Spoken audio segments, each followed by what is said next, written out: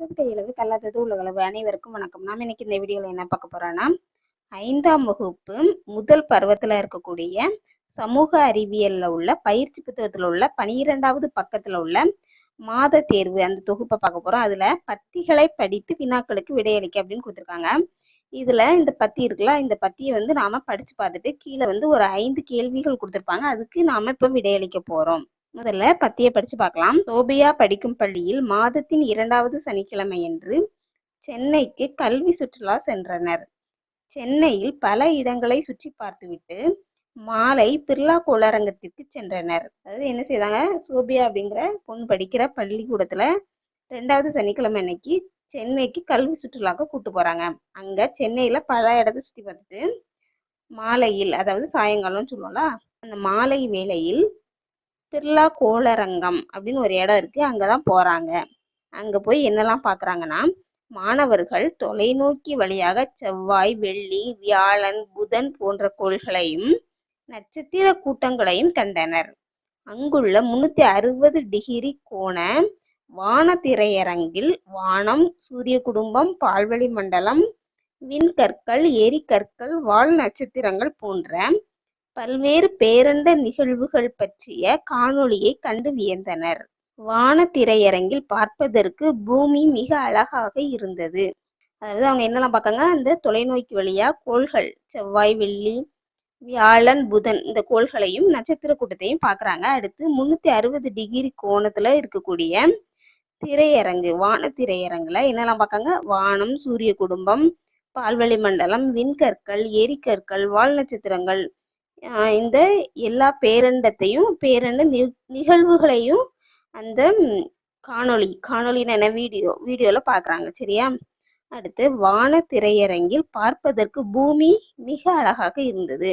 அந்த திரையரங்குல பூமியையும் பார்த்துருக்காங்க. அந்த பூமி அதில் பார்க்குறதுக்கு ரொம்ப அழகாக இருந்துச்சு அப்படின்னு சொல்லியிருக்காங்க. இப்போ நாம் வினாக்களுக்கு விடையளிக்கலாம். முதல் கேள்வி, தொலைநோக்கி வழியாக மாணவர்கள் பார்த்த மிகப்பெரிய கோள் எது அப்படின்னு கேட்டிருக்காங்க. என்ன கோள்? வியாழன். சரியா? தொலைநோக்கி வழியா மாணவர்கள் பார்த்த மிகப்பெரிய கோள் வியாழன். என்னென்ன கோள்லாம் பார்த்தாங்க? செவ்வாய், வெள்ளி, வியாழன், புதன் அதெல்லாம் பார்த்தாங்க. அதுல மிகப்பெரிய கோள் வியாழன் தான். சரியா? அடுத்து, வான திரையரங்கில் காண்பிக்கப்பட்ட எரிந்து கொண்டே விழும் பொருள் எது அப்படின்னு கேட்டிருக்காங்க. அந்த திரையரங்குல அவங்க பார்க்கும்போது எரிந்து கொண்டே விழுகிற பொருள் எது அப்படின்னு கேட்டிருக்காங்க. என்னன்னா விண்கற்கள். சரியா? அடுத்து, 3வது கேள்வி, சோபியா தொலைநோக்கியில் பார்க்காத கோள்கள் எத்தனை? அவற்றின் பெயர்களை எழுதுக அப்படின்னு சொல்லியிருக்காங்க. சோபியா தொலைநோக்கியில என்னென்ன கோள்லாம் பார்த்தாங்கன்னு ஃபர்ஸ்ட் பார்க்கலாம். என்னென்ன கோள்லாம் பார்த்தாங்க? செவ்வாய், வெள்ளி, வியாழன், புதன் இந்த 4 கோள்கள் பார்த்துருக்காங்க. மொத்தம் எத்தனை கோள்கள் இருக்கு? 8 கோள்கள். இதுல 4 பார்த்துருக்காங்க, மீதி 4 இதுல எழுதணும். சரியா? இப்ப எழுதுவோமா? சோபியா தொலைநோக்கியில பார்க்காத கோள் எத்தனை? 4. சோபியா தொலைநோக்கியில பார்த்த கோள் எத்தனை? 4. மொத்தம் 8 கோள். அதுல பார்த்த கோள் 4, சோபியா தொலைநோக்கியில பார்க்காத கோள் 4. சரியா? இந்த பார்க்காத கோள்கள் 4 தான் இதுல கேட்டிருக்காங்க. அவற்றின் பெயர்களை எழுதுக அப்படின்னு கேட்டிருக்காங்க. பார்க்காத கோள்ல என்னெல்லாம்? பூமி, சனி, யுரேனஸ், நெப்டியூன். சரியா? அடுத்து 4வது கேள்வி, மாணவர்கள் பார்த்த விண்மீன் திரள் மண்டலம் எது அப்படின்னு கேட்டிருக்காங்க. மாணவர்கள் பார்த்த விண்மீன் திரள் மண்டலம் எதுனா நட்சத்திர கூட்டங்கள். விண்மீன் திரள் மண்டலம் அப்படின்னு எது சொல்லுவோம்னா நட்சத்திர கூட்டங்களை தான் விண்மீன் திரள் மண்டலம் அப்படின்னு சொல்லுவோம். சரியா?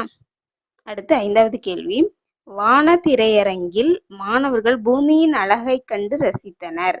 இந்த பூமியின் அழகை பாதுகாக்க நீ என்ன செய்வாய் அப்படின்னு கேட்டிருக்காங்க.